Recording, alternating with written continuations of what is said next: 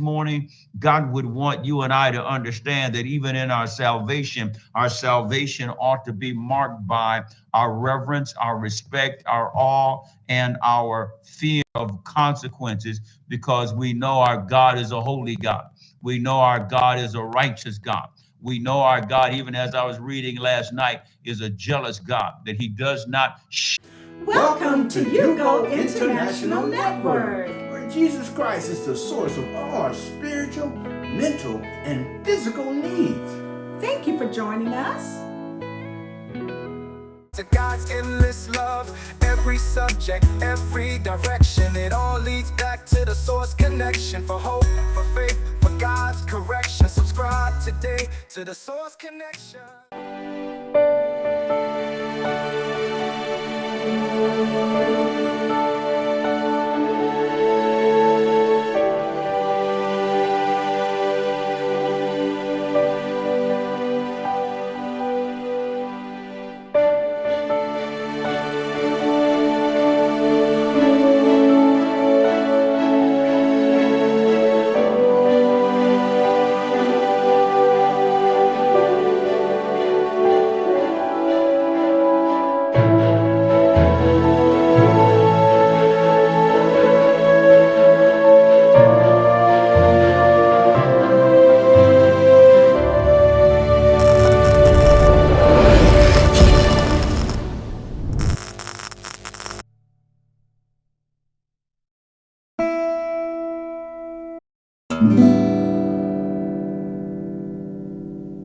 Well, our devotional thought this morning takes us to the book of Philippians. Amen. Amen. We're in the book of Philippians. As we've been following over the last couple of days, beginning, I think it was last Wednesday, this theme regarding fear.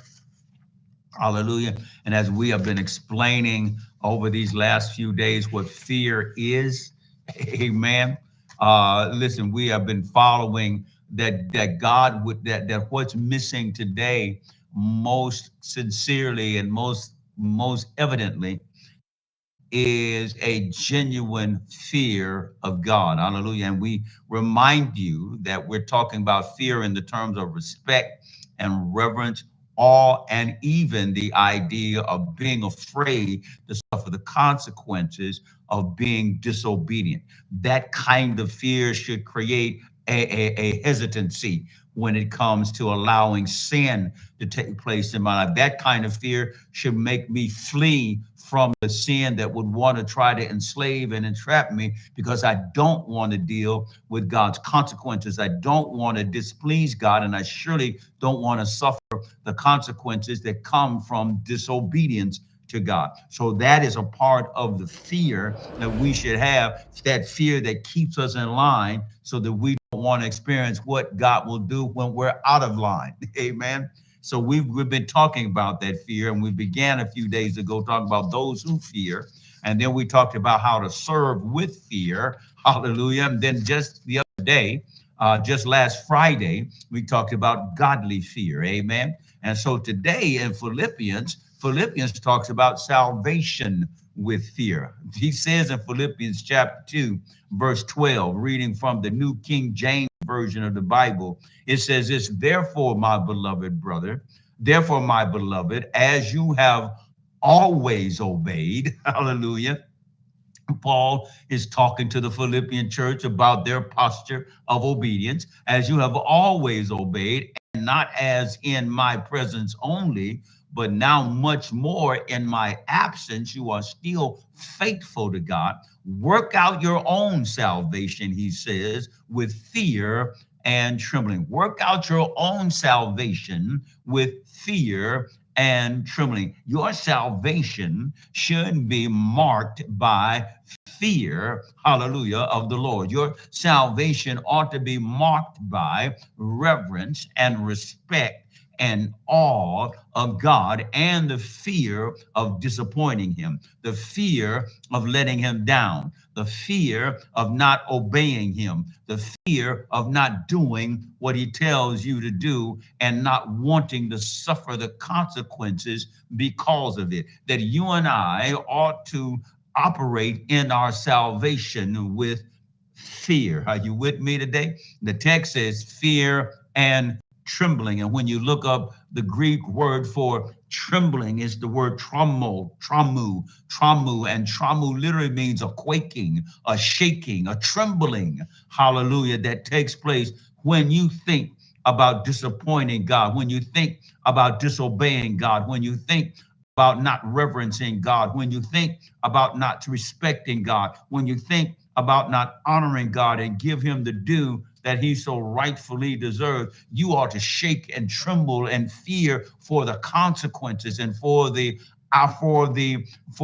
direct consequences and the challenge that's going to come as a result of that posture. The Bible tells us that the demons tremble when they think about God, when they come into the very presence of God, because they tremble because they understand the awesome consequences that are coming against them because of the evil and the sin and that they perpetrate, and the fact that they cause so many others to fall in that sin as well. Are you with me this morning? God would want you and I to understand that even in our salvation ought to be marked by our reverence, our respect, our awe, and our fear of consequences, because we know our God is a holy God. We know our God is a righteous God.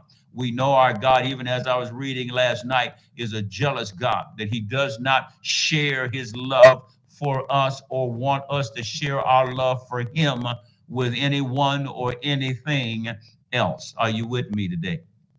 And so, my brothers and sisters, God would want you to understand that how we operate, how our salvation with fear is displayed by obedience. Hallelujah. Paul tells him that as you have always obeyed, amen. And that ought to be the reputation that you and I want to achieve in our lives when it comes to our relationship with God. Like the Philippian Christians, we want people to be able to look at our lives and say, like Paul says of them, that you always obeyed. Amen. When we look at your life and see the reputation and the reflection of your life as it relates to the word of God, we see that you always obeyed. So one of the marks of a fear, the salvation with fear, is obedience. That obedience is one of the signs that you can tell that a person is operating in their salvation with genuine and honor and honest reverence and respectful fear of the Lord. There is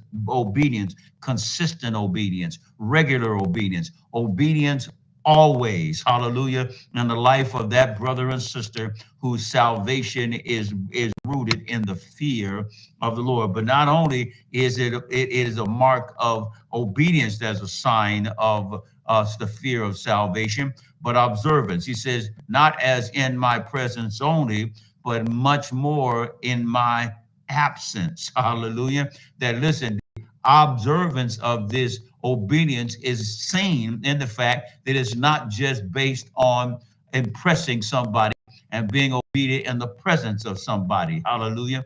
It's not just that Paul says you have always obeyed, not even, listen, more so in my absence, as even as you did in my presence. So that proves, I observe that your obedience is genuine, because it's not just something that you practice as a form of godliness. It is a form of your lifestyle. It is a practice of who you are. You are always obedient because it is now a part of your character.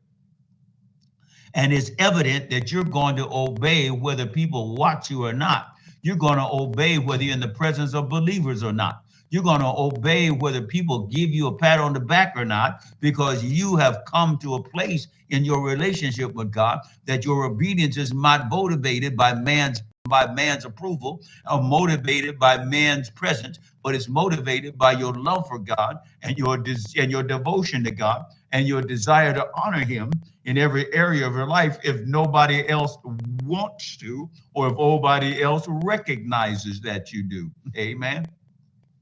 And so Paul said, this is salvation with fear is marked by obedience, but it's also marked by the observance that your obedience is evident, whether you're public or private, that you're going to do what God says. You're going to obey God regardless. And listen, and your obedience is evident with fear by the objective. And the objective is that you want your salvation to be such that brings you into the very presence of God, that you are working out your salvation in a manner that honors God, that reflects God's character, that is in line with obedience to God's word. And the objective is to display this salvation in a manner that others may see it, in order that they might want to experience it as well. Amen. That's what Paul means when he talks about work out your salvation. He ain't talking about working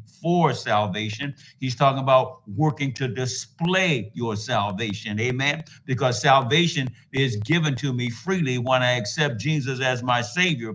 But then as I am saved, I need to show my salvation and prove that I'm saved by my obedience to God, and the physical walking out of God's word in my life, so that those around me and those who are influenced by me and those who are in relationship with me will see that I am saved. Are you with me today? Will see the evidence of my salvation displayed in my conduct and in my obedience and in my values and in my morals and in my relationship with others. Are you following me this morning?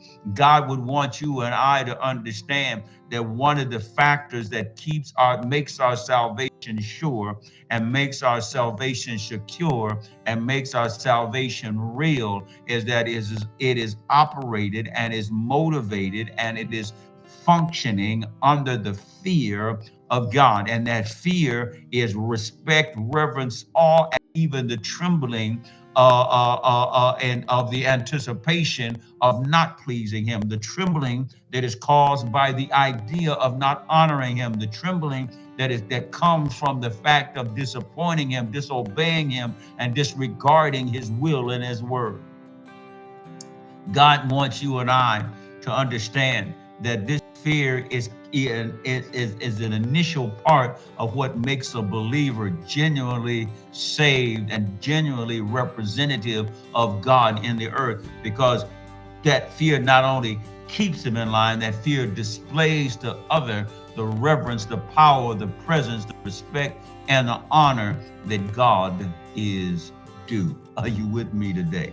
So listen, my friends, let's work out our salvation today in fear and trembling. Let us make sure that we honor, reverence, and respect and give all to God for who he is as we walk out our salvation in obedience to his word, in the relationships, in the environments, in the venues, in the places where God has called us to live and move and have our being, in order that those who encounter us may not only know that we know the Lord, may see that we know the Lord by our salvation, and be so influenced by our salvation that they will want to be saved as well. Therefore, my beloved, as you have always obeyed, not as in my presence only, but now much more in my absence, work out your own salvation with fear and trembling. Amen.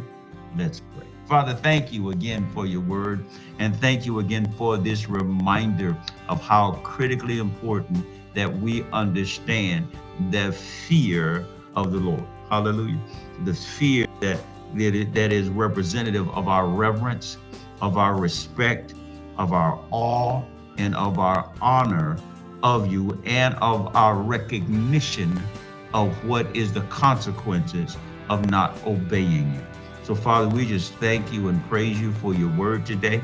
We thank you and praise you for revelation and insight, understanding. We thank you for application and for wisdom. We ask you, Father, to strengthen us in our obedience, strengthen us in our worship, strengthen us in our respect, strengthen us in our awe and reverence of you, that as we are strengthened and endowed with that posture and walk in that attitude, that it will be an evident sign to others around us of not only who we are, but who you are. amen, and what you mean to us. And so we just thank you and praise you. Bless today as we begin this week. Pray you watch over us and keep us. As for many of us who are fasting, strengthen us and help us to be faithful and consistent to our commitment to fast and to eating what we should eat, and then praying particularly specifically as we should pray, and believing you for what you're going to do. Thank you again for the privilege to trust you. Thank you again for the power that you will display in our lives as we walk by faith and not by sight. Bless our day today, we pray, and let your will be done in our lives. It's in Jesus' name. And all of God's people said, amen and amen and amen.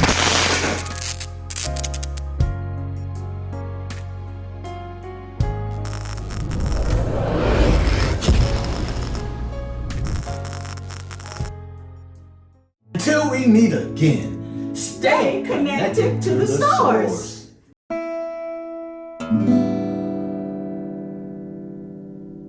Welcome to the Source Connection, where Jesus Christ is the source of all your spiritual and physical and mental needs. Well, today I want to present to you a book. Yes, my book. Yes, I'm an author. And yes, my amazing wife is the co-author of Victorious Change. Yes, my wife Valerie helped me to write this book. My story became our story. 35 years of drug addiction, sleeping on the streets, sleeping behind dumpsters, and today we are happily married. It's been 8 years, and this book of Victorious Change talks about the victories in our life, talks about how we surrendered to God. And today, the blessings of the Lord has chased us down and overtaken us. And I tell you, and I'm going to tell you, and I'm going to keep telling you, you have to have this book, Victorious Change. It will change your life.